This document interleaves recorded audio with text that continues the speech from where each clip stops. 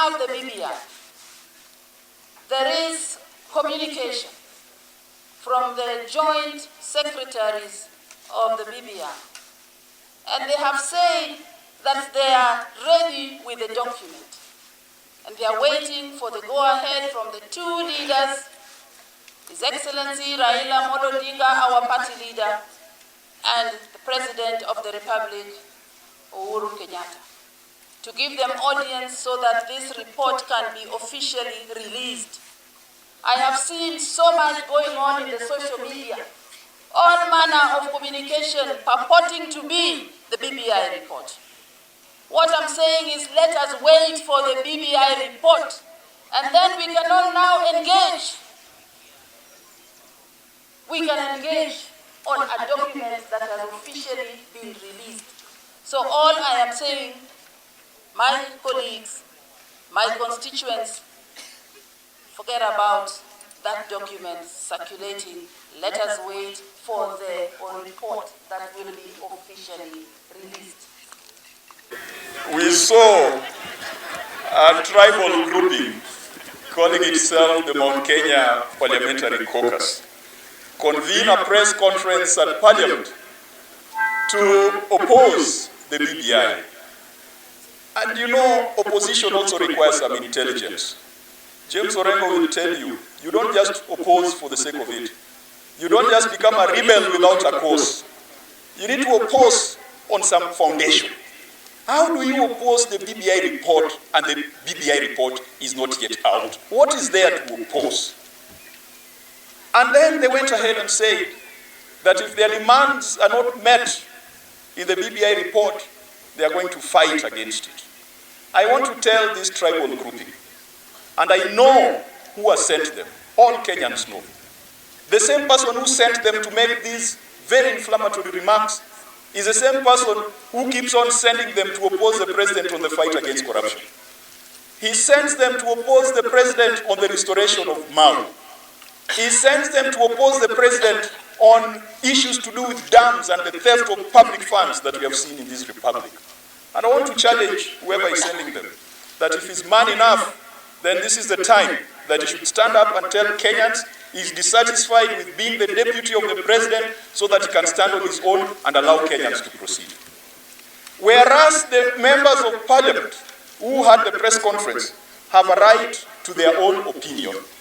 And we saw that part of that tribal grouping was the CS for Agriculture, Mwangi Kiunjuri. Everyone knows that Kiunjuri wants to be the deputy to William Ruto in 2022. So we can clearly see what the game is. They are entitled to their own views. They are entitled to their own opinions.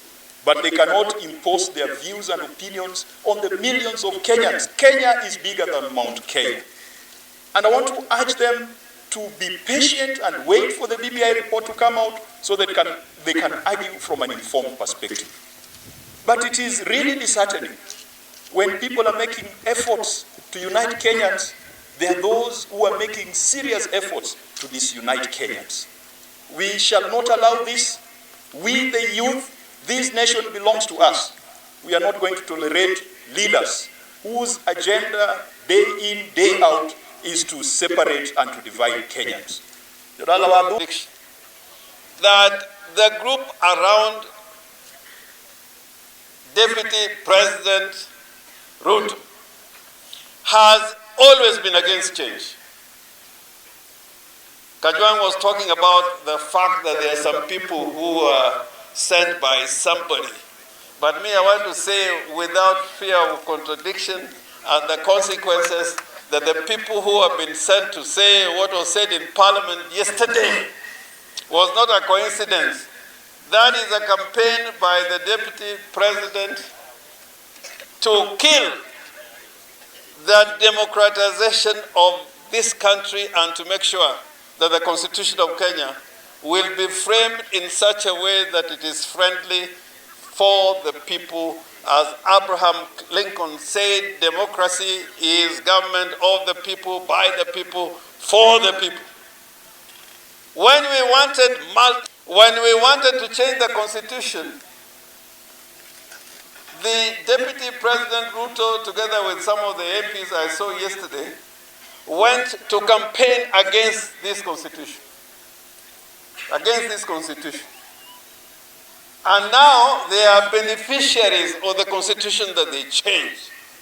If Dr. RUTO did not like this constitution to the extent that he did not campaign for it, he should either have not offered himself for the position of deputy president, or he should have been the first person to fight for the change and amendment of this constitution. And therefore, this group is a group of rejectionists. These are reactionaries. These are people who want to take society backward instead of forward.